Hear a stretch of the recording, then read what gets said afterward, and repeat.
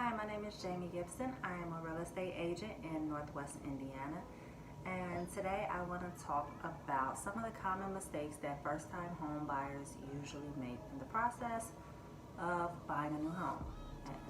And for those of you who don't know, in the state of Indiana, a first-time home buyer is classified as someone who has not owned their primary residence in the last 3 years prior to applying for their own home, okay?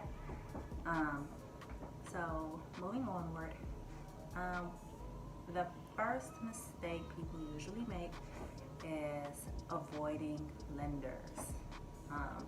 They don't want to get pre-approved.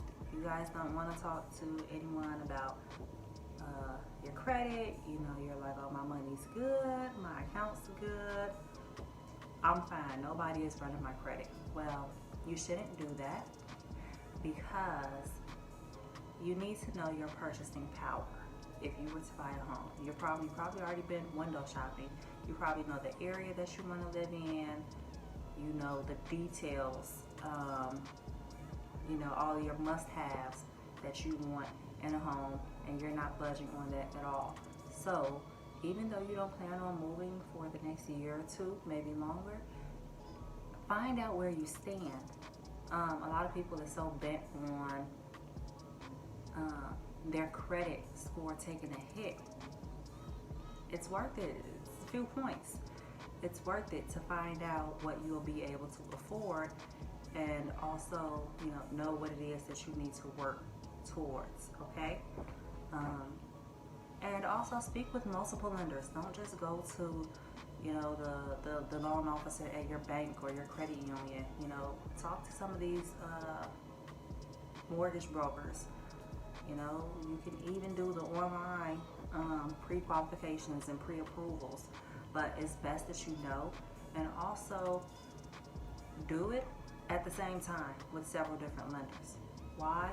Because if you pull your credit for the same industry within, I believe it's 2 weeks, then that all falls under one hit. You won't be hit multiple times. And I'm sorry, that's opposed to, okay, let me see where I stand right now. And then 6 months later, you're like, okay, well, let me check again. And, so you're going to get hit both those times. But if you, go to your bank, you go to your credit union, you go to somebody else, and they pull your credit for the same reason, you're only going to take that hit once, okay? So, moving onward, number two, the second most common thing I see is people not interviewing realtors and real estate agents. Purchasing a home, purchasing a property is more than likely going to be the largest transaction that you make in this lifetime. You want this process to be as smooth and seamless as possible, and you want to have someone that you get along with, that will communicate with you, and who will make this experience as pleasurable as possible. Now, other agents are probably not going to like this, but I'm going to let you know. Typically, buyers, especially first-time home buyers, they don't interview other agents. They just go with the first person who talks to them. So if you walk into any real estate office, or someone just so happens to come across your phone number and give you a ring, you're gonna go with them. You're like, okay, I don't know how this process goes, but I'm gonna trust you. You sound like you know what you're talking about. No. I encourage you, talk to 2, 3, 4 other agents and find out who's going to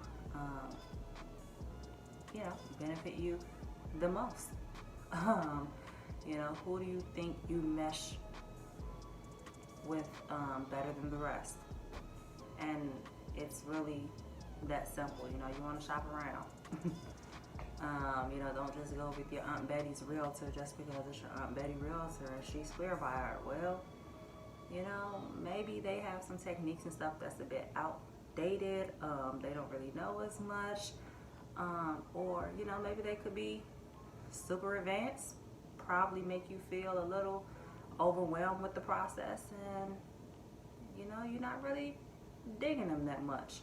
Shop around. It's okay. Okay? So, talk to lenders, talk to several lenders, talk to realtors, talk to several realtors, okay? Number 3, don't be afraid to ask questions. You don't know what you don't know. So ask those questions, ask what they can do for you, ask what's the benefit of this. You get your pre-approval, you know, and it comes back, you know, you qualify for FHA. Okay, what do I need to do to qualify for a conventional loan? You know, do I qualify for a VA loan? Are you a veteran? Are you a veteran spouse? Do you live in a rural area and you possibly qualify for a USDA loan? You know, are there any down payment assisted programs available to you? Ask those questions. And again, you know, with interviewing several lenders, ask, what do you need to do to get your credit score up, to get your credit profile in a better tip-top shape, okay? So that's number 3. Number 4, what's number 4? This is not a mistake on your part, it's a misconception, but you don't have to save 20% for a down payment. You actually can save as little as 0. Most commonly probably 3% or 3.5% if you're going the FHA route. But you know, there are certain loans where you don't have to put down anything. Again, there's down payment assistance programs, so you don't have to come out of pocket as much. So again, that goes into asking those questions, okay? And what's that 4? So number 5 is, what's number 5? Don't rush the process. Don't, you know, just wing it and do everything at the last minute. You knew last year you wanted to buy a house, you know, this spring, this summer. Well, it's February, the second week of February, and you're just now, okay, well, let me call the lender. Okay, I think I know an agent. Let me talk to somebody. No, you don't want to rush this process. You know, last year we were in quite the seller's market. Homes were flying off the shelves. Homes